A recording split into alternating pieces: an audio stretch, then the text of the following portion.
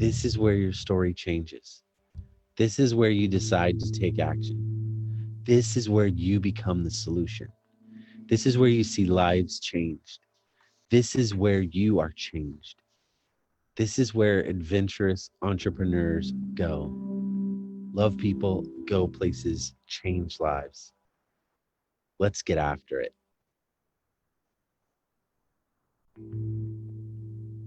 The question you've got to ask yourself is, what am I meant to solve? What big, hairy, audacious problem are you meant to solve in your city, in your community, in your country, in your world?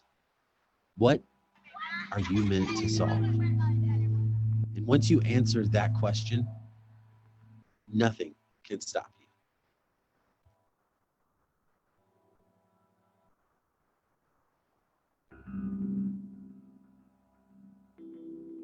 It's time to stop floating down the river of life, just taking whatever comes your way. It's time to live out the dream that's been placed inside of you all along. Start that thing, make that change, take that action, just go. There's just too much at stake and too many lives waiting for you to stay comfortable.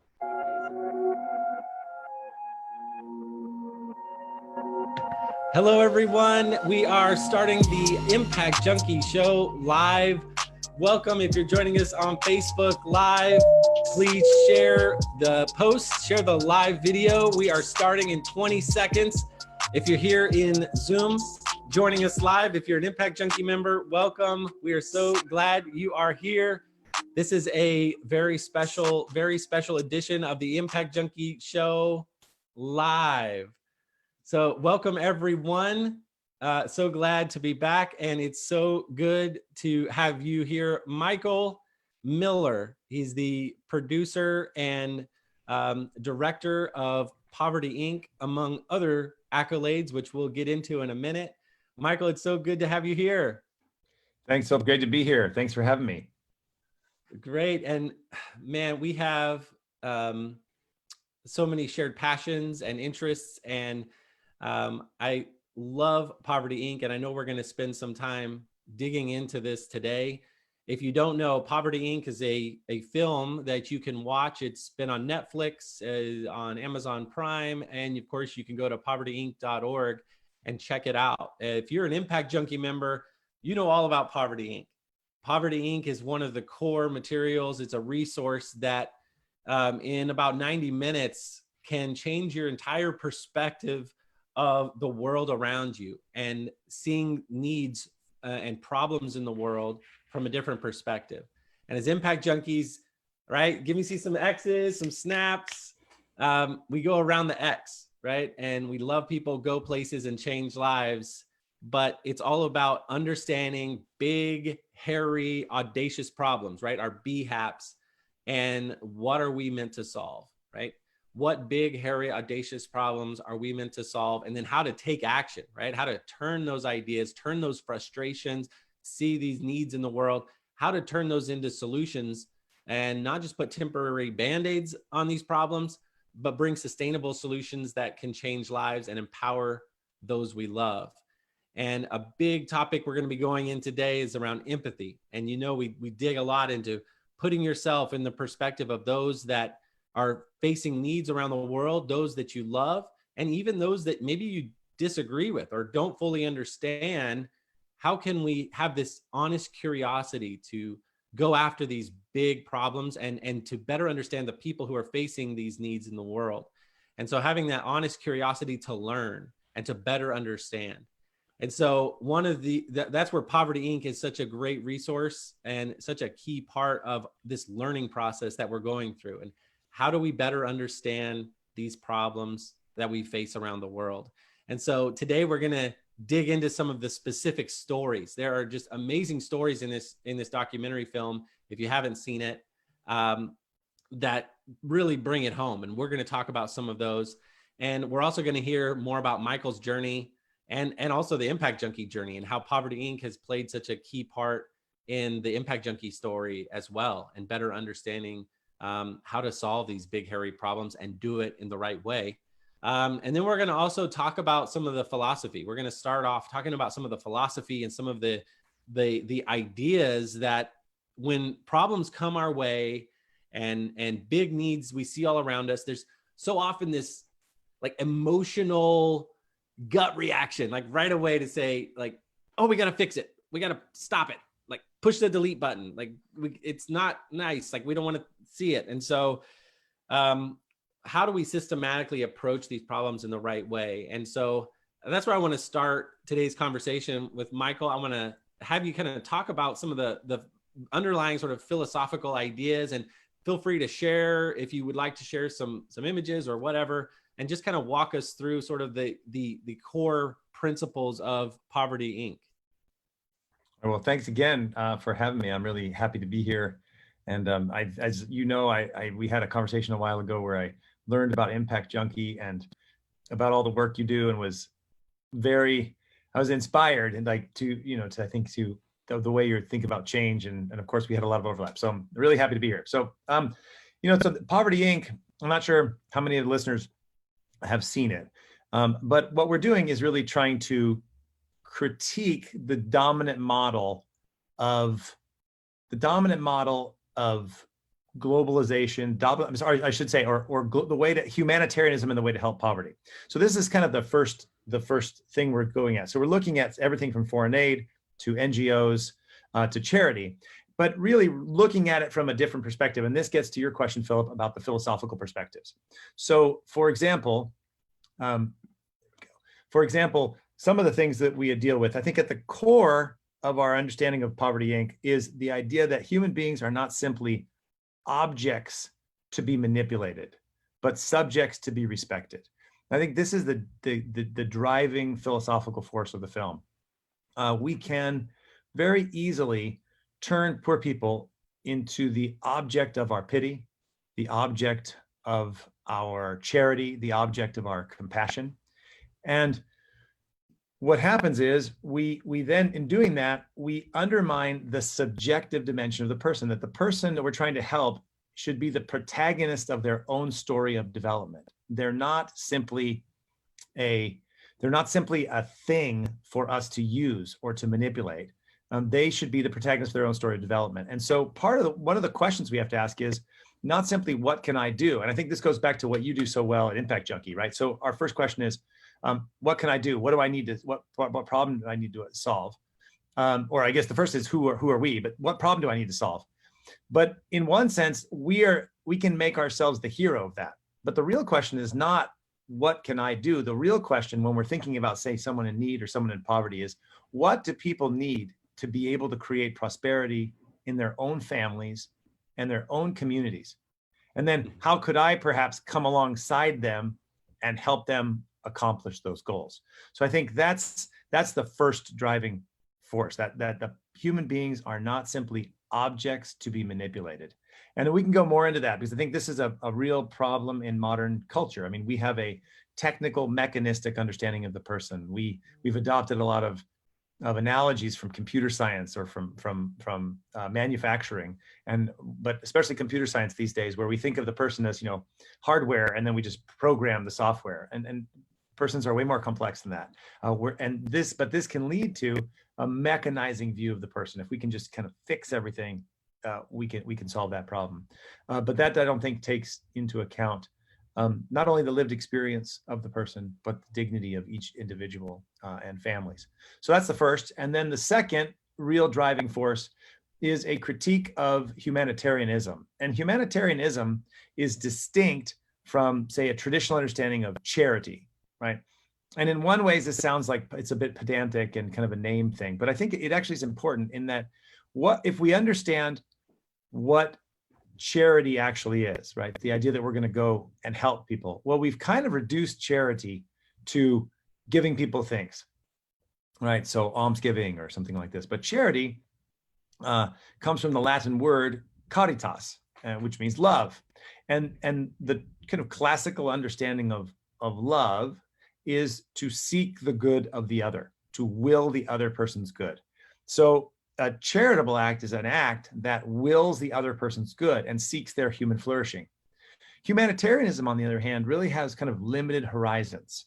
It stops, right? It doesn't look past the physical, comfortable needs of the person. It doesn't look to human flourishing, but it stops at maybe providing for physical comfort. Now, of course, there's a place for physical comfort, right? If someone's hurt and they're dying on the street and they're bleeding on the street, you don't want me to say like, I'm here for your human flourishing, right? You need medical care. So there's a place for that within the context of charity. But humanitarianism is in a sense limited, it's reductive.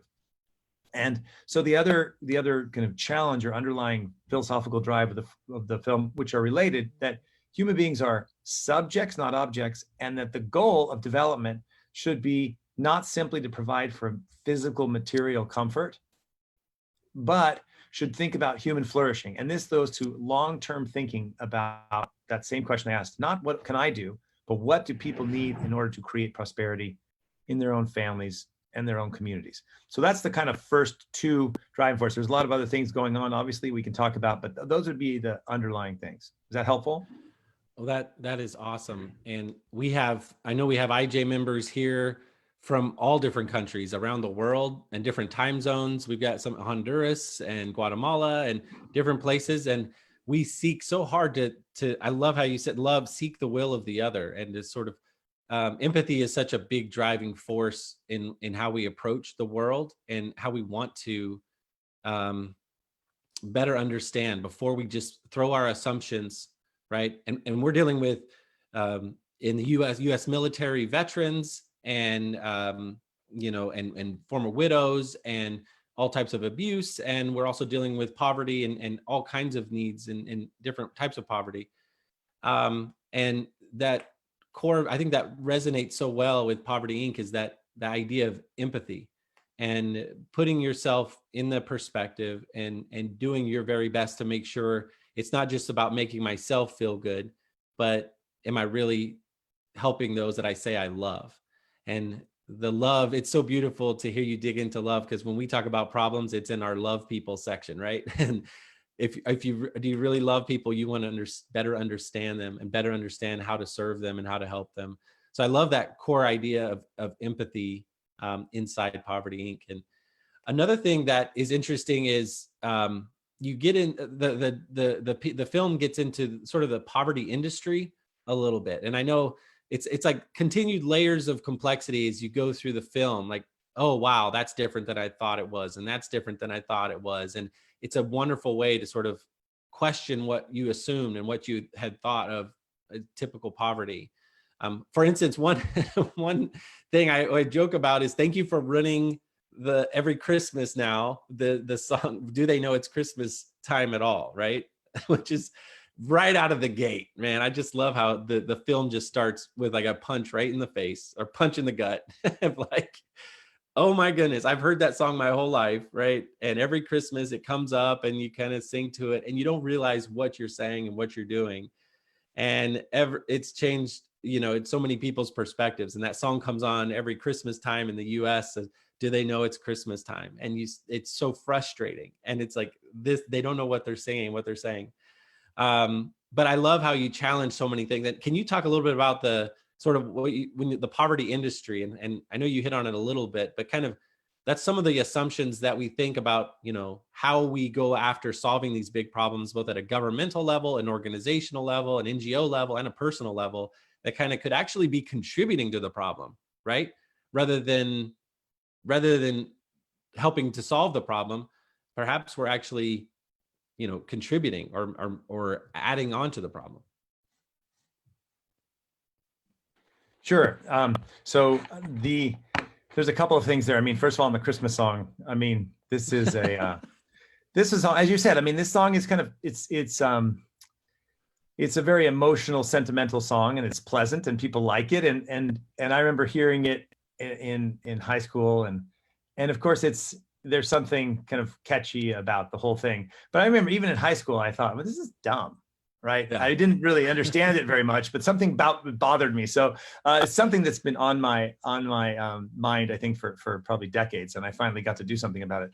But I think one of the things is that, and I think it's actually an important deal. I remember as we were looking about this and trying to make it. It's really hard to critique the Christmas song, isn't it? Because if you critique the Christmas song, like, what, you don't care about poor people? You're just a hardened person who, doesn't care about the sufferings of others. And the Christmas song is saying, we care about the sufferings of others. And so, in a sense, a lot of that's it's like, let's say, iconic in I think one of the problems we face. I mean, we can think about this more because I don't think it's simple, but that there's a tension between sentimental desire to help people and then practically what happens. And I think what you see with a lot of the poverty industry is that the goals and hopes and ideas of the poverty industry are positive. People want to help people. Now, yes, of course, there's bad apples in every bunch, but most of the people who go into work in what we call the poverty industry, whether it's international organizations, foreign aid, NGOs, charities, don't go with the idea that, I want to hurt other people. But what happens is that the incentives, the way the poverty industry has been structured, because it's so sentimental, and this goes back to the humanitarian problem, we sometimes get blinded, right, by our own feelings, our own desires to help, and we're not paying attention to actually what people need. And so, we can go over some of the details of what the poverty, like different aspects of the poverty industry. But say foreign aid, for example. Foreign aid can be very helpful and necessary in an emergency situation. But the problem is two things. One, most of the problems that we're facing are not emergency problems. They're chronic problems. And so we're using an emergency model to solve a chronic problem, right? That's the first. The second thing is that it ends up creating incentives for people to stay in this kind of emergency mode forever. So like one person mentions in Poverty Inc., 3 years after the earthquake happened in Haiti, they were still given free rice. It's not an emergency anymore, right? And so you have this kind of sentimentalism that blinds us to the fact, like, what is it that people actually need to create prosperity? Well, they need access to institutions of justice. They need to be able to start and build businesses. And so is there a place for foreign aid in a very short very short moment of emergency need? Yes. But we've used that emergency paradigm as the model for economic development. And this is part of the error. And so, but what happens is, and this goes back to the Christmas song, is that if I say something like, well, I'm critical of foreign aid, the first reaction is like, well, you want people to die? Well, though that's not the option, right? In an emergency situation, we need to help, and everybody needs to get all hands on deck. Sure. But notice what happens in the Christmas song again. In Africa, where no rain or rivers flow, do they know it's Christmas time at all? Well, of course they do. They're poor. They're not stupid. And there are rain, there are rivers, and there is rain in Africa. And so it's kind of it's an image of Africa that people like, there's a Nigerian writer talks about, the One Story talks about, people like Magat Wade, who's in the film, saying that it perpetuates a myth about Africans. And this, if you notice, it goes back to this objectification of the other person. People are not subjects like us. They're faraway objects who need our heroic help. And this, I think, is, and again, I say this carefully because all of us make errors. I make lots of them. And I think most people who are going here go in with a good attitude. But the problem is that these kind of underlying philosophical errors create long-term blindness. That's a great way to put it. And I think, so we work with, government leaders, government institutions, NGOs, and private sector entrepreneurs, right? And all of these, it's not just picking out one aspect of it, but every one of us, we all kind of are challenged with this. And one of the stories, this has been it's been a journey, but Tom's shoes is one that's mentioned in the film. And I know they don't have a comment officially, and I know they're trying to improve and do better, but it's a beautiful journey to see how, as an entrepreneur, you may see a problem and just want to jump in and sort of, we talk about turning off your brain, as you're saying right there, Michael. It's sort of, when we see a problem in the world, right? It's sort of it's an emotional response, and we in the times that we actually need business owners and entrepreneurs and innovators and leaders to turn on their brain, it can be easy just to sort of throw money over the fence and sort of throw sort of leftovers. And sort of, there's a line in the film where he talks about, I want to give shoes to these people for the rest of their lives. Right. And that's that with the Christmas song, you're saying it's fighting against that good, right? It's like, what do you mean? You don't want to help poor people? And we've had those conversations, like, no, we want to treat people with dignity and respect, like entrepreneurs rather than beggars, right? And that can change the mindset. But helping with that quote of, we want to give shoes for the rest of our lives, for the rest of their lives, it's sort of like you're saying you want them to stay in poverty for the rest of their life, right? And you have to continue to check yourself. And it's like, why am I actually doing this? And what am I doing to the local shoe companies, right? And am I actually killing the economy or hurting the local economy rather than empowering those that I say I love, right? And trying to actually help them help themselves. Yeah, I think, that you actually touch on a part that's in the film. Sometimes people will ask me, what's one of the things you learned the most or struck you the most when you think of the film? And of course, I learned so much. Our team, we learned a lot. We did a lot of interviews and met a lot of people. But there's this one moment, which is actually in the film that you referred to.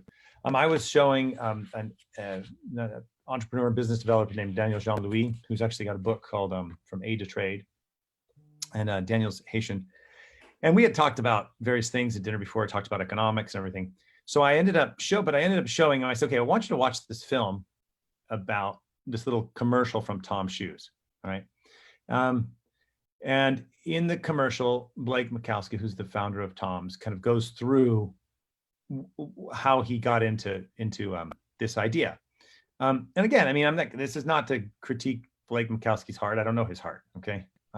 That's not the point here. But that his model was, okay, we're gonna go and we'll do a kind of, in a sense, a sustainable for-profit NGO. So it's really, social entrepreneurs, basically, it's a self-funded NGO. So he went in and to give the shoes away. But so I showed the video to Daniel, and I thought Daniel was going to say, just from our conversations, like, doesn't he understand that free things can be harmful on a long term? And free things can be helpful for some people in a short term, of course, but long term, it can destroy the development of commercial society, and et cetera, et cetera. And all those things I think are important. But what he said, he paused, and he said, there's no way to explain this. And he said, saying that you want to give people shoes for the rest of their life implies that you want them to stay poor so you can give them shoes for the rest of their life. And he said, no one wants to be a beggar for life. And in a sense, Philip, I've talked about this with you. Like, one of my areas of study is the philosophy of the person. And so I spend a lot of time thinking about, what does it mean to be a person and a subject and not an object? And this is kind of a theme that I have thought about for years. And this is a theme that I said influenced the vision of Poverty Inc. And yet I missed it. Like, I didn't see it, right? But Daniel saw it. Daniel said, no one wants to be a beggar for life.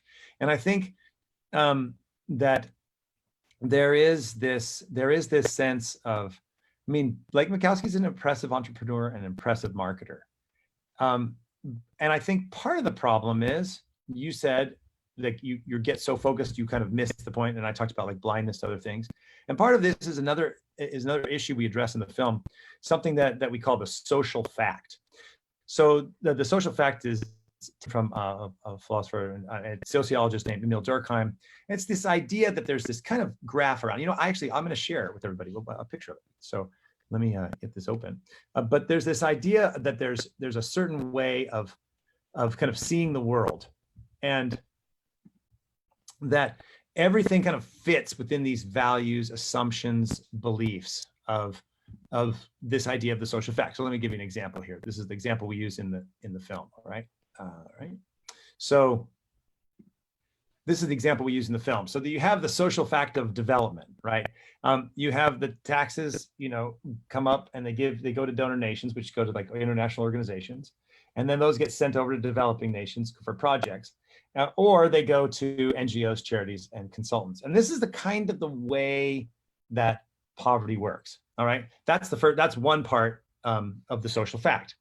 The other part of the social fact goes to those very things I was talking about: the objective, like objectifying persons, seeing poverty as primarily a technical problem. I mean, this is something we could get into, but I think just briefly, there's a deep-seated I think, error in modernity, that what I sometimes call the primacy of the technical. So we see everything as a technical problem. There's quite a well-known historian, philosopher named Yuval Harari, who's written like Homo Deus and a number of books. And he actually even talks about death as a glitch. Like, it's just a technical problem. We're just going to solve the problem of death, you know? So everything is a technical problem. Love, life, death, you know, all these things, poverty, it's just a technical problem. And if we can just figure out the right way to do it, we'll be able to solve the problem. So you have a poverty industry with all of its elements, and then you have these underlying mechanistic way of seeing the problem. So everybody, as it were, or not everybody, but most people are operating within the confines of that social fact. So the innovation isn't usually radically new. The innovation is usually within the confines of the social fact. And so, as Andreas Widmer points out in the film, sometimes you just make an efficient, or sorry, say a harmful project or approach just more efficiently harmful. And so I think this is in a sense where we have to look at our assumptions. We have to look at the dominant ideas that shape us and pause for a moment and say, well, are those actually true? And I think the other thing that's related to this is we need a sense of humility. And you say, for example, you begin like, you know, who am I? What am I going to do? What am I meant to solve? And I think that's a sense of humility in two ways, because one, you're trying to look at yourself as honestly as you possibly can. And humility and truth are deeply connected. So if you're very talented at something, it's not humble to say, well, I'm, you know, if Itzhak Perlman doesn't say, well, I'm not really a good violinist. I mean, that would not be humble. That would just be dishonest, right? So humility and truth are related. What are your skills? Who am I? What do I have to offer? But I think the other part of humility is to know what we don't know, right? To really pay attention. And when I say that, I don't mean we can actually know what we don't know, right? That's part of being, it's that you don't know it. But what I mean by that is saying, like, I actually have a friend, we were talking about this kind of technical problem, and he asked this question. All right, so he said, what's your wife's favorite book? What's her favorite ice cream? What are your children's favorite ice cream? Right? What do you know? And you start to ask yourself these questions like, well, I know my wife's is chocolate peanut butter, okay? But do I know what all my children's favorite ice cream are, their favorite book? What are their biggest fears right now? What are their deepest hopes? We don't know the people we're closest to. We don't know ourselves. And yet we think we can come and solve a major problem like poverty. And I think part of this is a shift is not to say, and I want to be clear, I'm not saying don't do anything at all. I'm saying that I think some of our fundamental assumptions are so technocratic that we've been blinded to the fact that we're actually dealing with other human beings just like us, who want to get out of poverty, who want to have clean water, who want access to education. But because we don't know either the history of how the West got rich, and we don't know ourselves, and we don't understand the complexities of the situation that people find themselves in, we come in like technocrats and social engineers trying to solve a problem. And I think this, again, these are the kind of deeper themes of poverty income. You can see some of the stories that we talk about. And I'm not saying that there's nothing that can be done. This is not a pessimistic view. In fact, it's quite hopeful. But I think this is a sense where we have to question a lot of the assumptions that dominate the way we think about poverty. Absolutely. And man, this film does such a great job of doing that and questioning your assumptions. And this is what I thought I knew. I love the ice cream example. I'm going to take that. And I'm going to go ask my children what their favorite ice cream is after this as well. Okay, well, I took it. That's Harry Ballin. That's his questions, not mine. I got it from him, but it is a good one. I mean, we've been talking about this question, like, what do you know about yourself? Right. And this is like, what do we know? I think it's something that's been striking me for a while. We know much less than we think we do. And there is really a problem of knowledge. But there's also this kind of modern social force of everything is a bureaucratic technical engineering problem. And I think in a sense to and maybe I'm wrong here, so we could debate it, but in a sense, to be an impact junkie, to actually have impact, part of it, we have to step back and say, what are all these assumptions that I have just taken without any question of whether they're right or wrong or not? And what, in fact, do I know?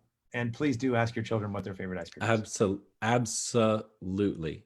And this is a journey we all are going on, and it's never like, now I figured it out. We have the impact junkie framework as a circle. It's like a cycle, because just as soon as you think you figured it out, it's more complex than you thought, and the problems are bigger. And we have to continue to challenge our assumptions, and especially when you do have emotions tied into it. I feel like Blake's book that you talked about, I remember reading that, and he talks about how the first time they went to give shoes and how emotional it was, and how it just his heart, and it felt so good. It felt so good. Right. And I think about that from time to time, and constantly checking ourselves, like, is this just about making me feel good, or am I really caring, and am I really showing that love that we talked about when it gets to these problems? And one of the things I've heard, we've talked about it, and it's something that we sort of use this phrase of doing life together. And there's a lot of stories that we have that lived out in similar to what you showcase in the film, where it would be just a lot easier just to pull $75 out of my wallet and give it to these folks in this village, rather than spending years working with an entrepreneur program, helping startup ventures, and then one night hearing them say, "You've changed the way we think." And they can't go to sleep at night because they're talking about all these entrepreneurial ventures that they want to start and ways they want to help their own village. And it's not just a one-way giving where we're just giving, because I could have done that, and that could have been the end of the story, and I could have posted a picture on social media, and that would have been the end of it. But if you really care about solving these problems, you've got to understand them. And I think you've said that something, instead of doing things to them, right, or for them, it's how can we do it with them? And we sort of say this idea of like doing life together. We just want to experience. And when we do the trips and venture trips, and we're meeting with universities and governments and organizations, we just want to spend time with entrepreneurs and just understand, and not have these assumptions, right, that this is the way it should be done because this is the way we do it, or the way I understand it. But we just want to understand your life. And that's led to unbelievable awareness, like spending the night in the jungle roasting marshmallows, where they just go out and hunt, and they're laughing at us because we would be dead in this environment. But they have this knowledge and skill set that's so far beyond what we understood. And if we just came in like, oh, we have to help these poor people, that would be a totally different, it's more like a transaction rather than a relationship. And we're trying to figure out, how can we like just be friends? How can we just do life together? And instead of saying like, oh, these are the people we help, these are just our friends. These are just the people we do life with. And through that comes this learning and busting down those walls and those assumptions and this us versus them mentality, right? And I think that's kind of what you're hitting at there. And a lot of the film showcases that and showcases those stories. And I want to get into those in a second, but I would love to, this is wonderful. I feel like I'm at a buffet here, just eating, and I'm like getting so full that I got to stop myself, because I know we'll have more conversations. And I love the journey you've gone through, right? I love talking to you about, this understanding, because it sort of is counterintuitive, right? It feels like, as a human, like you said, the Christmas song and all these stories, you see something that's not right to your perspective, right? This is not the way I think it should be. And so you want to fix it or do something quick without really turning on your brain. But I love the journey that you've had, and I love how it's influenced IJ. And we talk a lot about the 7 billion people on this planet approximately that are just waiting for you to step up, and the ripple effects that you can have by taking action, doing it in the right way. And I think you, without realizing it, the actions that you've taken and the journey that you've been on has influenced so many lives. I know you've got to see some of that, but even in preparing for this session today, we had some impact junkies get on and say, it's changed my life. Like, this has changed my life. And I'd love to hear sort of your journey about how you kind of got to this place. One of the things we focus on is stories and understanding your unique story that has sort of led you to this place. And it'd be interesting to hear a little bit of your background to kind of inspire folks and encourage them, and also sort of how you've gone on this journey of sort of understanding this sort of better way to approach these problems or these needs in the world. Well, thanks again for all your kind words about Poverty Inc. I mean, I worked with a great group of people to make it, and of course, all the people who were in the film and all the people we met who helped us along the way. I mean, it was a wonderful learning experience. You know, maybe my we story, can do like my a story reunion. Maybe we could do like a reunion and have like a lot of those folks come together. That would be fun. Yeah, that would be fun. We should plan that. Yeah, let's do it. So I don't know how interesting my story is, but I'll tell you just a little bit of at least some of how I got to this, thinking about these things. And I'm a little bit in a sense, a new way of doing things. I mean, in one sense, I want to just let me pause for a second and say, in one sense, there's a kind of new way of doing things. In other sense, it's not really a new way. So Herman Chinnery Hesse has the line in Poverty Inc. He's a Ghanaian entrepreneur, and he says, you know, I've never known of a country that gets wealthy on aid. I know of countries that get wealthy on business and trade, right? So if you know of one, just show it to me. And he's making a point here that I think is sometimes forgotten. Like, how did the West, right, get so wealthy? This is a real important question. Poverty in many ways is the normal state. And how did the West get so wealthy? And there's not a simple answer to this, okay? I mean, people spend their entire lives writing multiple volumes of economic history textbooks on these questions. This is not a simple answer. I think there are some things that we can kind of summarize, right? And I think in one sense, we've kind of taken for granted a lot of things that become invisible to us because we take them for granted. We don't think about them. And so when we go into the developing world, we forget about what it is, or we never knew what it is that helped us become we are wealthy. So an example I give that's a bit provocative, but I think it's a good analogy.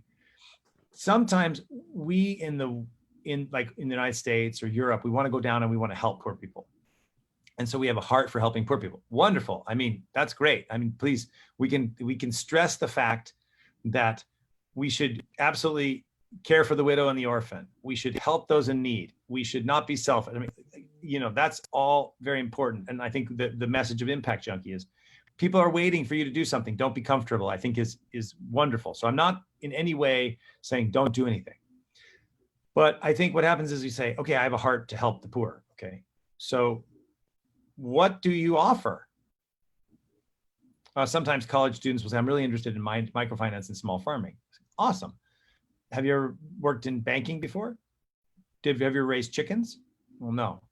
Okay, well, how are you going to go down and help a middle-aged man and woman who've been farming their whole lives, and you're going to help them, but you don't know anything about finance, banking, or raising chickens? I mean, what do you bring? And I'm very careful, and I want to be careful with all the listeners here. That doesn't mean you can't learn that.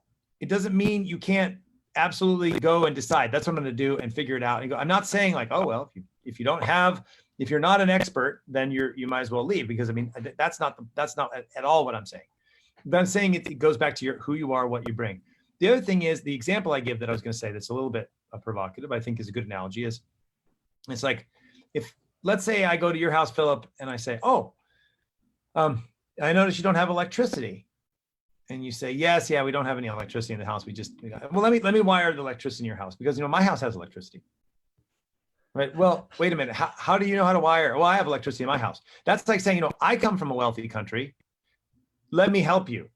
But I don't know why we became wealthy. Well, I mean, again, so there are some things. Some of them include clear title to land, right? Private property rights. In some of the countries, 60 to 70% of the land has no clear title. We can go into this detail in a minute if you want. Access to justice in the courts. The Center for Research of Governance in India did a study. It takes 20 years on average to get your court case heard, and it's expensive. So if you're poor, disenfranchised minority, it's very hard to get your court case heard. Ability to register your business in the formal economy. I mean, Hernando Soto has done some interesting work on this, as have others, from the World Bank to different organizations like Heritage and Fraser have these ease of starting business analyses. And it's very difficult to start a business. Sometimes it takes 200 days. Sometimes it takes 5 to 10 times national average income. So in the United States, I think the average income is about 40 or something like this. That means it's $400,000 or $200,000 and 200 days to start a business. Like, you wouldn't start a business, right? And so there's other things that we take for granted. I asked this question: why is it that entrepreneurs emerge in Silicon Valley and not other places? Well, I mean, obviously, certain places, Boston, different cities throughout the world. But why? Well, there's a couple reasons. One, of course, Silicon Valley is a place for tech. There's a culture of entrepreneurship, all those things. But there are other things that we don't think about, and that is, in California, there are no non-compete laws. Right? In California, you can, and throughout the United States and in Europe, you have limited liability companies. Well, these actually began in the medieval period. Okay, limited liability companies began in the medieval period. These are things that developed over time that are so part of what we think. We don't think about whether our title is clear, or whether we can, if we get ripped off, we can go to court, or how we can protect our intellectual property rights. We just take this for granted. But these things are missing in so many parts of the developing world. And so I think, in a sense, paying attention to the actual situation that people find themselves in is also helpful, because I think that's also part of, as I go back to that social fact, we're not thinking about long-term economic development because we're unaware of all of the things that we have that enable us to create prosperity. They are invisible. We walk through them and benefit them just like fish in water who are unaware that they're in water. I mean, there's that, what's his name? The famous writer died. Oh, come on. He wrote what's it called? Dr. Infinite Seuss. Jest. What's his name? I'm having a mind blank. It'll come to me. All right, it'll come to me, but he has the story. It'll come to me. I have another person's name in my head. But he says, tells a story. It's a famous commencement speech. He said, two fish are going along, and they see an older fish, and the older fish says, "Hey boys, how's the water?" And then the two younger fish, as he passes by, they go, "What the heck's water?" Right? And so there's no sense of this. So I think part of it is like becoming a bit aware of all of this deep complexity. I'm not sure if I answered your question there, but because you asked me about my story, I guess part of it's like the journey of it's like how you came. This journey has been unfolding like for humankind, right? I think that you kind of went to the larger journey there. Oh, I know what it was. Yeah, sorry. You said you have this idea, and I'm a little bit reticent to say they're my ideas. I guess that's maybe that was my nerve. Okay, but quickly on my journey. I mean, so I was studying graduate. I got in, kind of didn't expect I would do anything with economic development, but when I lived in Japan for 5 years, and I ended up getting an opportunity to study at a development school, and began to study these questions. Around that same time, my parents had retired. My mother was a physician, and my father was a school administrator, and they retired, and they got an opportunity to go work in Ghana in West Africa, working at a hospital. And so my mother had run hospitals and in the United States. And David Foster Wallace, thank you. Somebody just put it up in the chat. You're exactly right. Sorry, that's who it is. Thank you. Zuri, thank you. Way to go, Zuri. All right. So, sorry.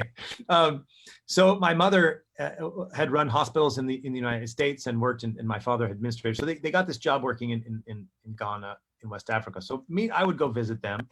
And I remember being in in the development school, and everything was this kind of engineering approach, this like social engineering approach.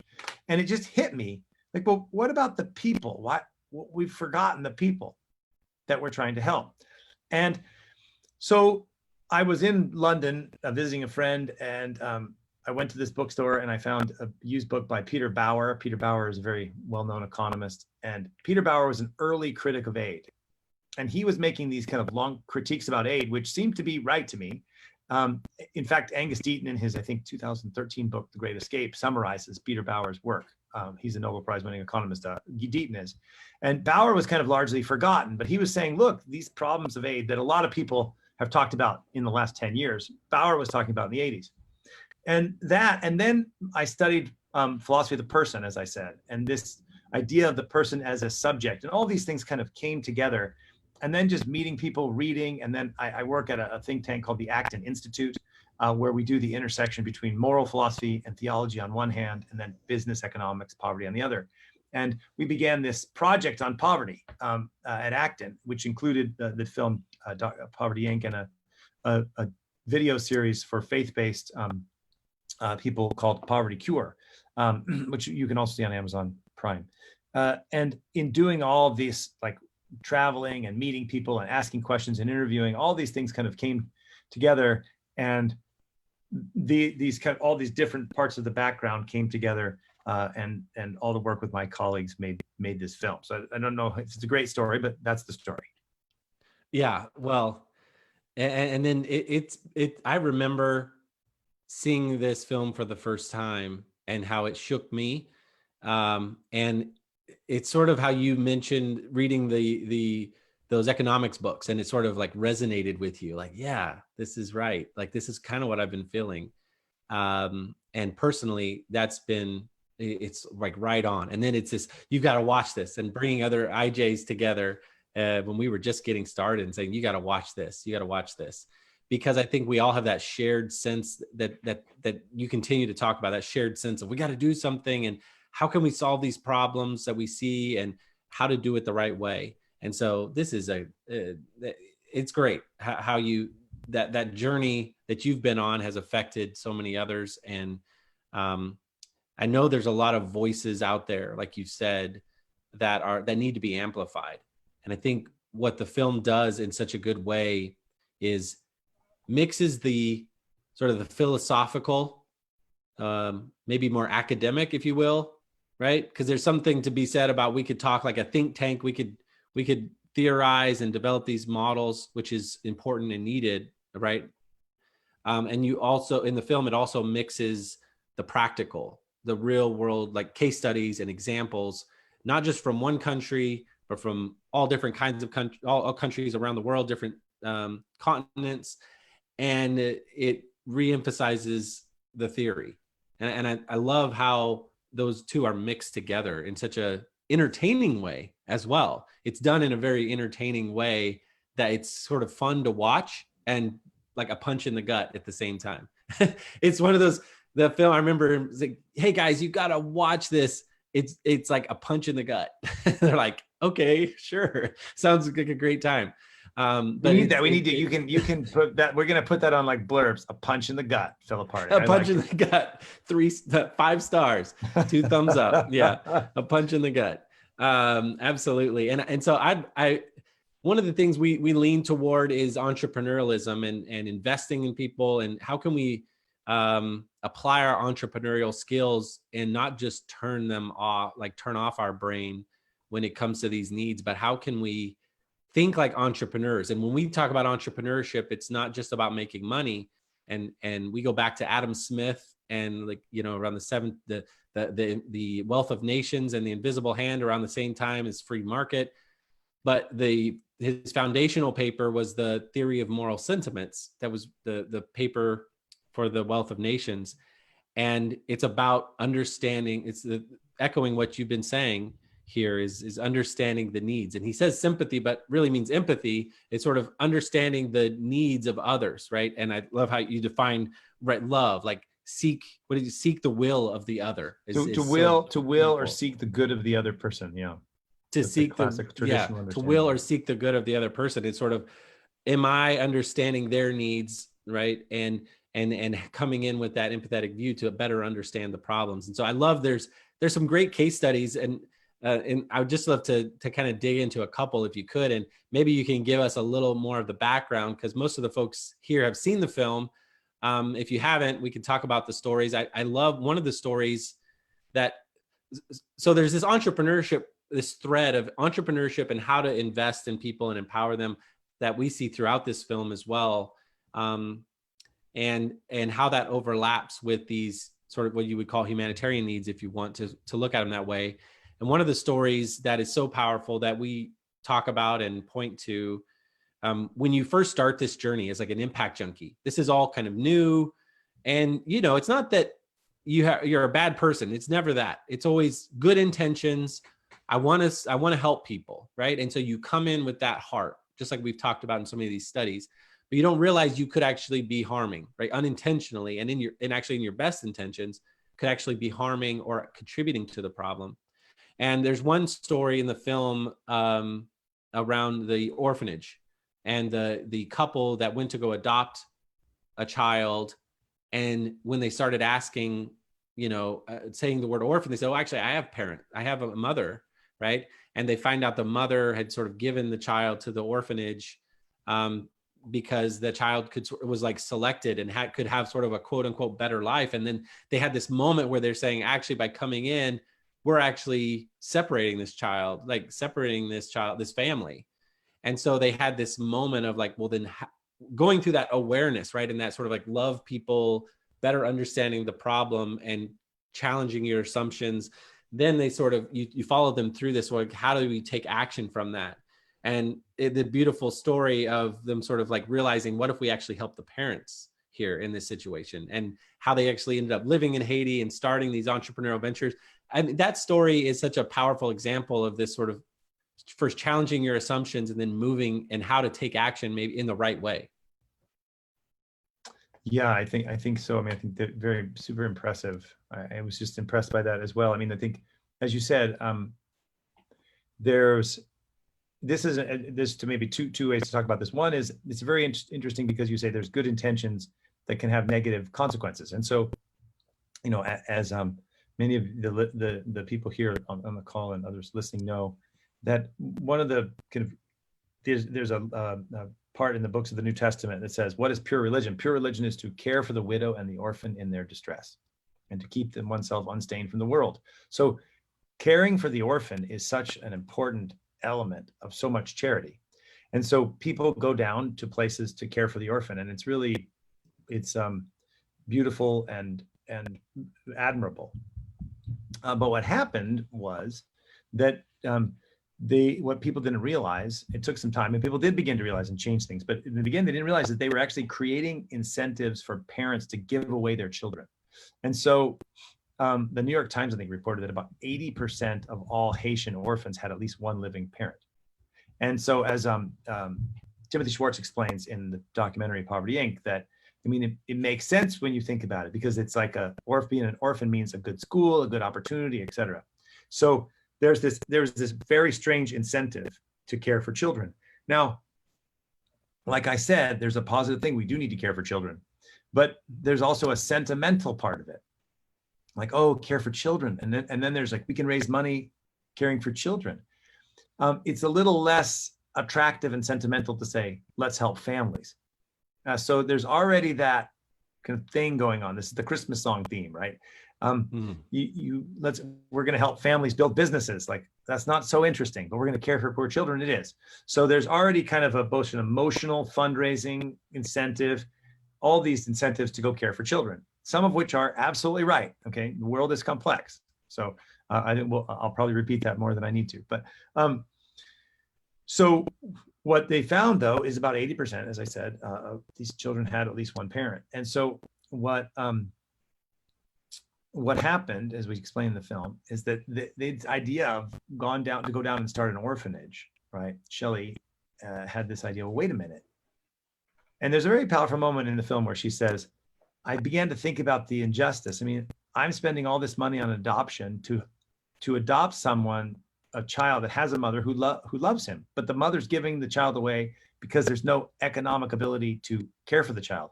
And so Shelley had the idea, oh, well, wait a minute. What if I created a business that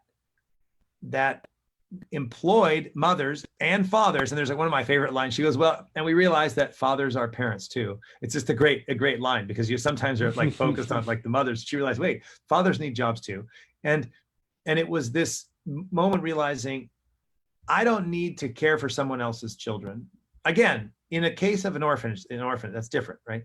But in this case, I don't need to care for someone else's children. I need to help support the families care for their own children.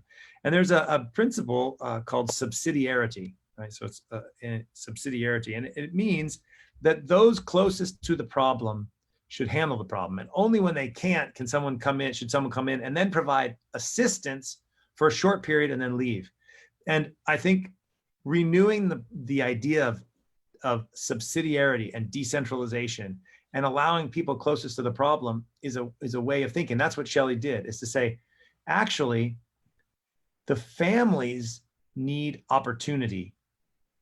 The parents need opportunity, and then they can create prosperity, and then they can take care of their own families. And we tell some of the stories of a mother who did that. And I think that was another very instructive thing to me, to see the principle of subsidiarity. I'm a philosopher, so we can become very, pedantic and read and talk about examples. But this is a beautiful example of a person who maybe didn't know what the principle of subsidiarity was, right? Maybe she did, but I don't know. But saw, wait a minute, I'm part of the problem. But also realized, and this goes to the impact junkie thing, I think. I mean, you can obviously comment on that. I have all these, she's like artisan, she was skillful, she could run a business. She realized, wait, why don't I use my gifts to build a business here in Haiti that takes care of, instead of 20 children, that employs 200 people and takes care of 700 or 1,000 children, right? And it's actually, I think there's an overlap there. I mean, again, Philip, you can comment on this. Maybe I'm not the expert in Impact Junkie, but from what I've seen with Impact Junkie, it's like there's this lovely overlap there, because in one sense, she started by taking the kind of standard model and the assumption, okay, I'm just going to go help care for children this way. But then began to realize the situation was different. So she looked carefully at the situation. She looked carefully at herself, and then used her specific skills to actually have much broader impact than she would have had she not looked at the situation and looked at herself more carefully. And I think it's an interesting and kind of inspiring story. It's amazing. And it's a great segue from the you, where it starts with you, right? And understanding your X factor and what you're meant to do and what are you doing, and how am I helping or hurting without even unintentionally, and then up to love people and better understanding the problem and digging deeper into the complexity. And I think we have worked with folks that live in Haiti that actually helped an orphanage. And so this is it's a very personal case, in that it was actually a church that had been funding this particular orphanage. And it's the, type of thing. It's a concrete block walls with a big iron gate and bars on the windows, and they sleeping on the concrete floor. And what happened, the church was sending funding to this orphanage and had these children there. And the church had a split in the US. It was a US based church, had a split and stopped sending funding, right? And priorities changed. And our friends in Haiti found this orphanage and these children with their ribs sticking out and the most horrific sort of images you can imagine, and had to start giving them protein shakes and nurse them back to health and this whole thing. And I think when you think of that story, and you think of the story that you just shared, it's and whether it's, in your own community, or you're dealing with suicide or needs, whatever, in your own backyard, or maybe on the other side of the world, the problems are not always just one thing, right? You can just wipe it off, right?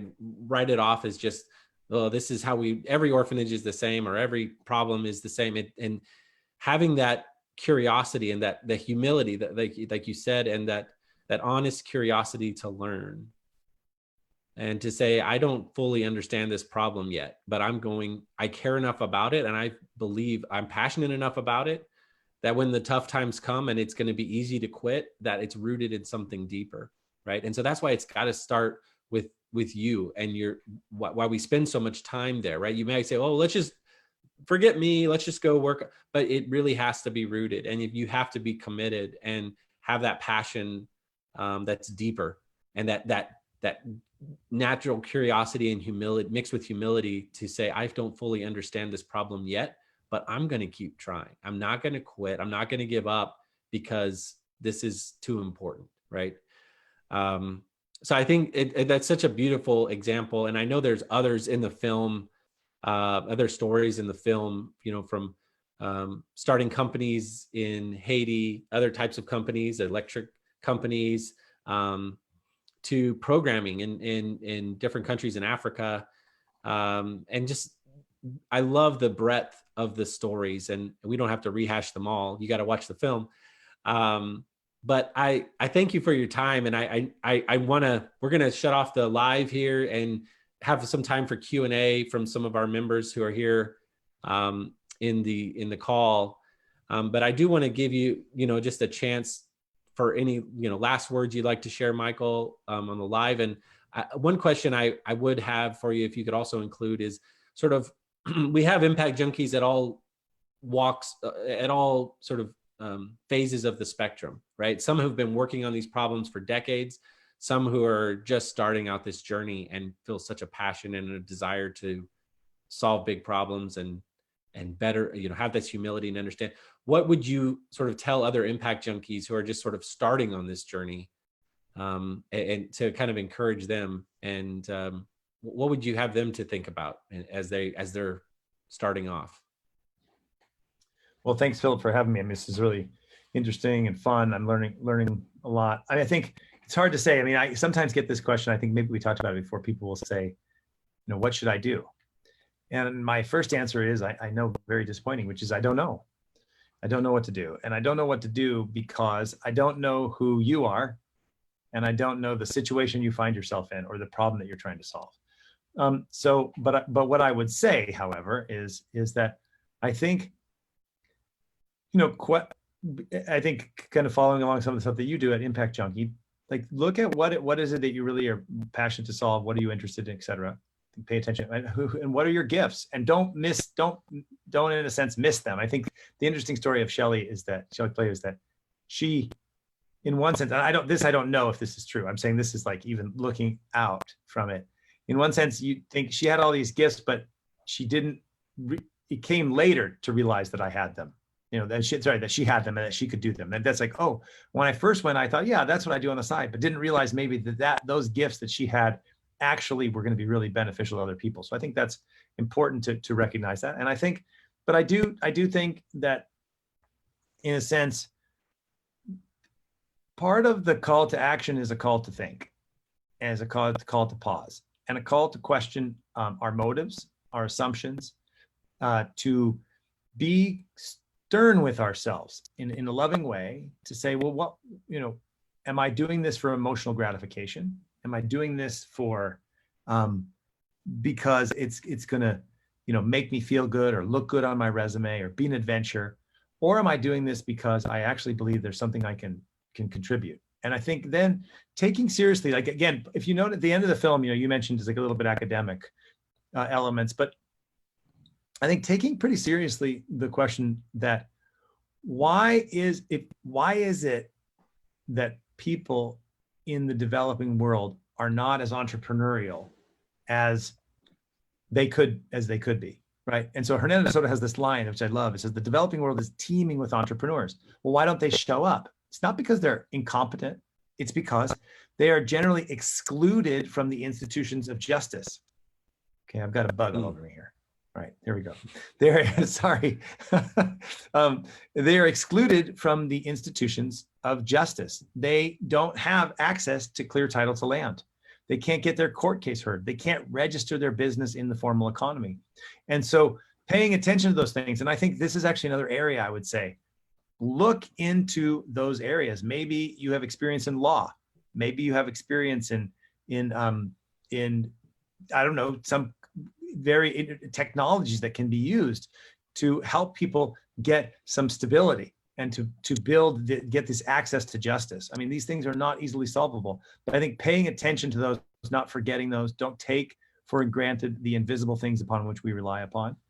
And then, I think broadly, I think, this question you talked about, doing life together. I think having a sense of humility, having a sense of what we know and what we don't know, and that doesn't stop you from trying things. Because if we have humility and we are engaged in incremental learning, we can actually do something and realize, oh, I've made a mistake. And I talk to organizations, the last thing I'll say real quick, I talk to organizations who spent years working to help poor people in a certain way. They watched Poverty Inc., they read Toxic Charity, they looked at some of the people like When Helping Hurts and various other things. And they said, we realized we were doing something wrong. And they knew what they were doing wrong. Those of us who did the films and the books, we didn't know what they were doing wrong. Only they did. But our work helped kind of shake them out of that. And I think that's very impressive, because it's very difficult to admit that the last 3 years of your strategy were wrong. It's difficult to admit that. But I think that, I guess, maybe is advice. Like, it's okay to make an error and try to correct it. And I think this notion of incremental learning and humility, and it's especially hard in a world of marketing where you have to be the best, you have to always, have the right answer, be the most innovative. And then you find out 5 years later, like, oh, my plan was wrong. My assumptions were wrong. I say, it's difficult, but we should try our best to have courage to say, no, I was wrong. I made a mistake. And I let maybe my emotions get in the way. I let false assumptions guide me. I wasn't paying attention. I was imitating others, whatever it might be, and kind of look to those things. So having that humility and that willingness to incrementally learn, I would probably be my big advice. And I hope that I take that myself.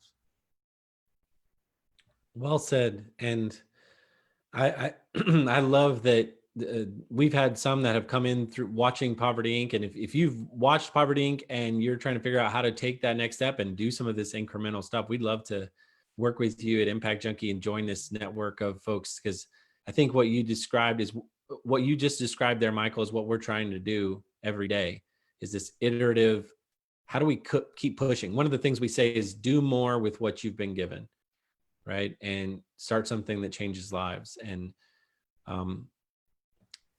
continual iteration and growth. And even though I've achieved this or I've done this, have that humility and that genuine curiosity to say, there's a better way. There's got to be a better way. And we kind of keep encouraging each other and live in that sort of place of sometimes confusion, right? It's sort of like, it's confusion and this, I don't know. And everything I thought was constant is shifting and is a little bit different than what I thought it was. But having that support network and that community to encourage you and people that are rooted in the principles of, wait a minute, to be able to check each other and say, that path, it sounds like that's a little toxic, or that could be like, are you actually, is it in the best interest of those that you say you love? Or are you actually harming the community that you're trying to serve in the long run, and those kinds of things. So, can I jump in? Yeah. Like, one thing that as you talk about makes me think something it's kind of a theme I repeat and I hope I apply to myself. But we live in a world that's very ideological. And where we think we have to have like the perfect solution, and there's like, this is the solution to the problems we're in. And there's a myth, you probably know the myth of the Bed of Procrustes, right? Where Procrustes was this monster in Greece, that in mythical Greece, and he had a hotel, and in his hotel was a one-size bed. And if you checked into the hotel and you were too short, he would stretch you out and put you in the bed. And if you were too long, he would cut you and put you in the bed. And of course, no one ever checked out. of the hotel. And the hero Theseus ultimately did away with Procrustes. But the Bed of Procrustes in many ways is a sign of ideology, that we're trying to fit the world into our little framework. And I think having, this goes back to your point when we think about it, a philosophical attitude, that is a loving of wisdom, a realizing that we're on this journey and we're going to make errors, and a humility to change, I think is really important. And not to think that there's a single technical solution to all the problems of evil, suffering, sin, and death. And that doesn't exist, right? And that's a false hope. But there is the ability to really transform people's lives and your life, the lives of others, through self-giving work. And so I think one of the things that I think is a little bit dangerous in Poverty Inc. and Poverty Cure is, because we're critical of some of the big passionate moves, one could say, well, should we just do nothing? And the answer to that is absolutely not. You should do something. But it's not, it's, I don't know if some of you remember the bumper sticker, practice random acts of kindness. Well, I don't think we should practice random acts of kindness. We should exercise the virtue of charity, right? Which is to seek the good of the other, with the virtue of prudence, which the classical virtue, it is to see the world as it is and act accordingly.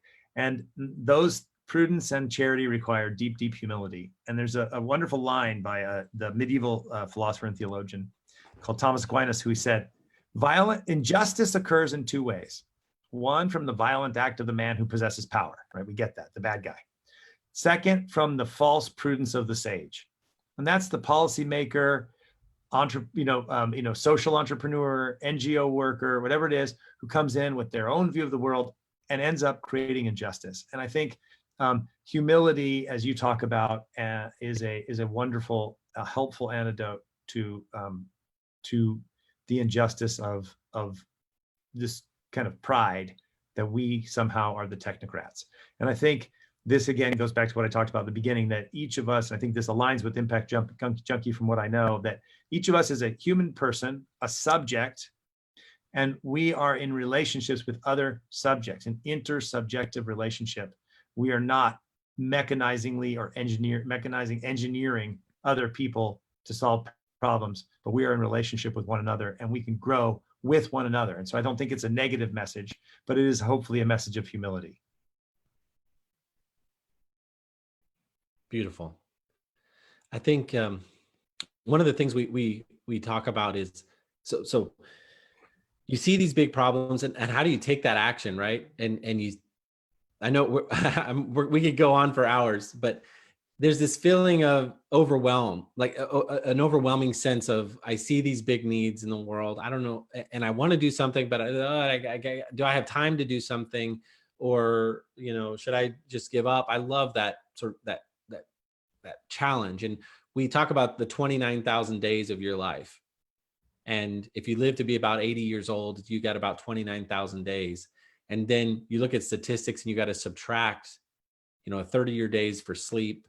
And you go down to work and education, and using the restroom is a year of your life you're going to spend using the restroom, over a year of your life in traffic. And then you subtract all those days and you've got about 5,000 days left. Right? And you think, I got to make the most of every day that I've been given. But what if you, instead of subtracting work and subtracting education and subtracting this time of your life, you actually could add that back in? And what you do with your daily life could actually be focused on solving these problems. And so we've helped a lot of people make that jump. We have these jumping ceremonies where people realize, yes, I've been burning to work on this problem, but I've never seen a way, because I have my quote unquote day job or this other path that I'm on. How do I have any time or do anything? And so we've helped a lot of people, how can you figure out how that you can focus more of your life and maybe realign your priorities? If this is what you're meant to solve and what you're meant to do, right? How are you able to sort of focus your life and focus on these needs? And so that's something we try to help people with as well, is exactly what you're saying, and not feeling like, well, I just can't do anything because I'm overwhelmed and it's too big. And how could I possibly make a difference? I think we're trying to create awareness and then figure out how to take action in the right way, right? And so I thank you for that. I thank you for those comments, and I thank you for the work that you've done and the team that has put together this Poverty Inc., which has been such a great resource for all of us IJs. And we definitely want to do that reunion session. Let's definitely plan That'd be that. fun. Let's do it. That would be awesome. So we'll work on that. We're going to end the Facebook Live now. And if you're an Impact Junkie member, I know we've got some here in the Zoom. We're going to stay on for a little Q&A, but we're going to cut off the Facebook Live. Thank you, everybody, for joining us. Please share the post and go to impactjunkie.co and join the next cohort. You can start being part of the solution, right? And doing it in the right way. It's rooted in these same principles that we're talking about. So you can start in this week. All right. So no excuses. And also go to povertyinc.org and you can check out the website and you can find more materials. You can find it on Netflix or Prime Video and all where you find films. So thank you again, Michael. We're going to shut off the live. Thank you.